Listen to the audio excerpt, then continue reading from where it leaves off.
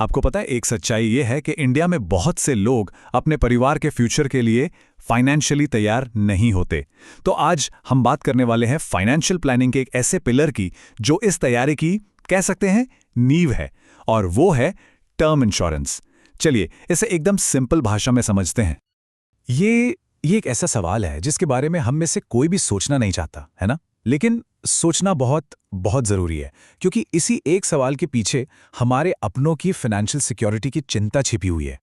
देखिए, सच तो ये है कि ये प्लानिंग हमारे लिए उतनी नहीं है जितनी उन लोगों के लिए है जो हम पर डिपेंड करते हैं, जिनकी हर छोटी बड़ी ज़रूरत हमसे जुड़ी हुई है।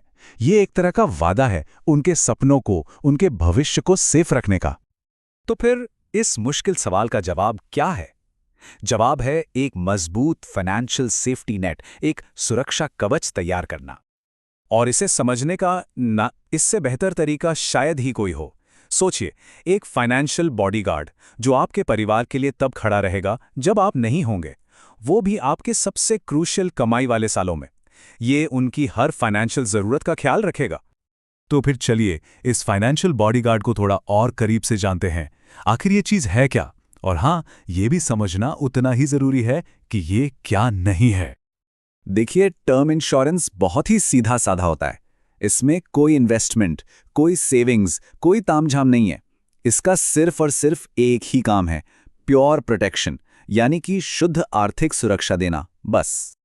अच्छा, इसको और अच्छे से समझने के लिए ना, चलो इसकी तुलना एक और पॉपुलर लाइफ इंश्योरेंस से करते हैं, होल लाइफ इंश्योरेंस।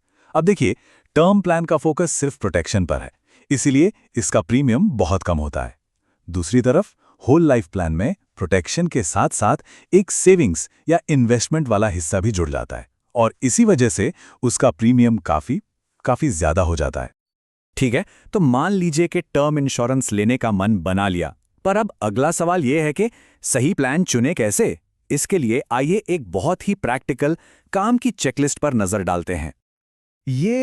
ये शायद सबसे पहला और सबसे जरूरी सवाल है जो दिमाग में आता है कि कितना कवर, मतलब कितनी रकम का इंश्योरेंस काफी होगा। वो अमाउंट कितना होना चाहिए जो परिवार को किसी भी मुश्किल वक्त में अकेला ना पड़ने दे। तो इसके लिए ना एक्सपर्ट्स एक बड़ा सिंपल सा थंब रूल बताते हैं, अपनी सालाना इनकम का कम से कम 10 से 15 गुना। ये एक बहुत अच्छा स्टार्टिंग पॉइंट है अपनी ज़रूरत को कैलकुलेट करने के लिए। अब इसके पीछे का लॉजिक क्या है?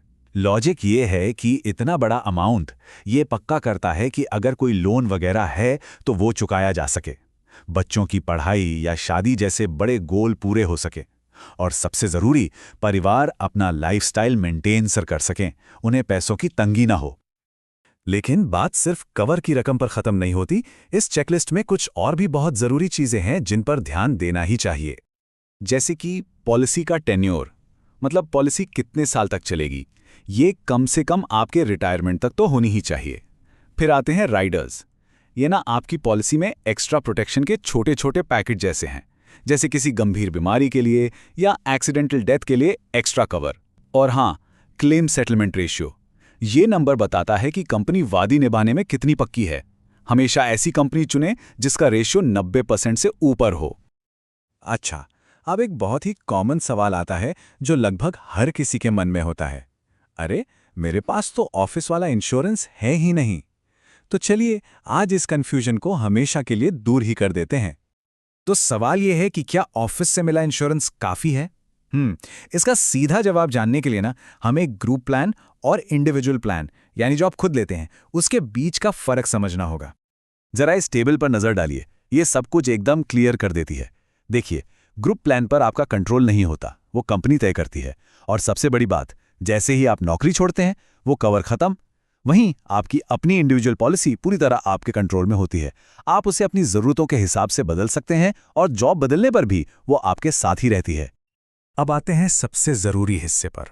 मान लीजिए कभी सेफ्टी नेट की जरूरत पड़ गई, तो क्लेम फाइल करने का प्रोसेस क्या होता है, ये कैसे काम करता है? देखिए, ये प्रोसेस उतना मुश्किल नहीं है जितना लगता है, खासकर अगर सारे डॉक्यूमेंट्स सही हों। बस 4 सिंपल स्टेप्स हैं। सबसे पहले इंश्योरेंस कंपनी को इन्फॉर्म करना, फिर जरूरी डॉक्यूमेंट्स जमा करना, उसके बाद कंपनी क्लेम को वेरीफाई करती है और फिर क्लेम सेटल हो जाता है। पर एक डर हमेशा रहता है ना, कि कहीं क्लेम रिजेक्ट ना हो जाए। तो ये समझना बहुत ज़रूरी है कि आखिर क्लेम रिजेक्ट होता क्यों है और वो कौन सी गलतियां हैं जिनसे हमें हर हाल में बचना चाहिए। देखिए, सबसे जरूरी चीज है पूरी ईमानदारी। पॉलिसी लेते वक्त अपनी हेल्थ के बारे में, किसी पुरानी बीमारी के बारे में या स्मोकिंग जैसी आदतों के बारे में बिल्कुल कुछ भी मत छिपाइए। सच कहूं तो यही क्लेम रिजेक्ट होने की सबसे बड़ी वजहों में से एक है। और हाँ, प्रीमियम हमेशा टाइम पर भरते रहें ताकि पॉलिसी लैप्स ना हो जाए। तो आखिर में बस यही कहूंगा, ये सिर्फ एक पॉलिसी डॉक्यूमेंट नहीं है। ये एक तरह से मन की शांति है, एक सुकून है कि अगर कल हम ना भी हों तो भी हमारा परिवार फाइनेंशियली सेफ रहेगा, उनके सपने नहीं रोकेंगे। तो ये सवाल सिर्फ सोचने के लिए नहीं है, बल्कि एक्शन लेने के लिए है। अपने परिवार के भविष्य को सुरक्षित करने के लिए कल का इंतजार क्यों करना? आज ही पहला कदम उठाइए।